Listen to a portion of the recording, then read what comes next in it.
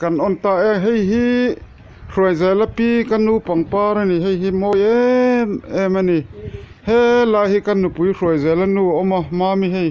tui ho a boi pui ni hi ka u pola ho lo ni hi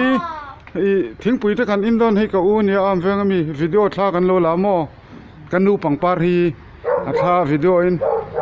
internet a englo youtube pa te keima channel kasiam mo ta chuan kan da thadon ani keima mimal youtube tun lai chuan youtube pa hian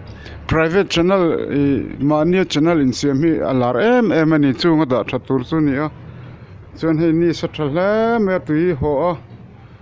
ho hi roizalan in hi la hi boy pe fel em mai ni hi kan upui hi taima em mai hi ni a thom no suk fai te la in chung ti fai taima tak mai ni mi pon em an ti khopa taima ni chuan hela hi hei pangpar hei tui da na hei in chunga ni aten kan suk thladon ni chang te kan ei dona khu la khon kan nu khudam lo khu ngui bur mai ni a dam thalo wangin chuang chuan chang te ka lei saka chang tui chi kan ei dona ni ta hian hei ka u nen an thua ti hian hi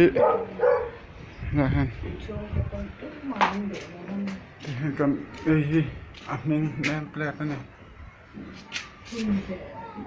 nem plate ani a chuan kanau u nau pa in hi an tar thar ta ni hi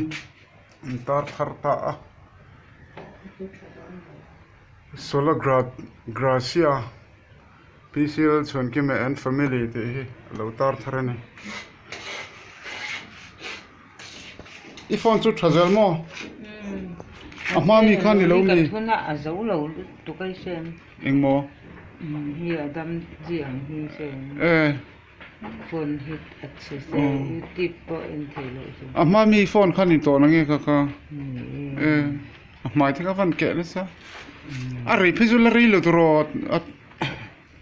ri be to do athar la kai le kha mi hey chang ei tur te karon le a thing pui te kan in ho dom mani ka te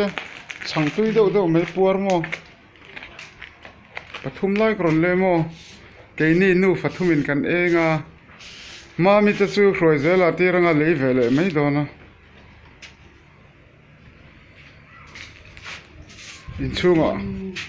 chunga kan lu tanga hi kan nu ni a tar to em kum som sari le sari ria ka mi kha kan nu ni kha kum som sari pre ni dam thalo em ani bible a chuan kan dam chung kum te hi kum som sari ani a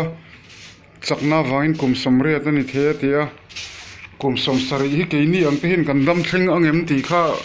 zona lian tak ani chu hi chakna wangin kum som sari ti line som sari le paria ta ni to ni pathia nal som na dong ani hian adam thalo ma se tu na chuan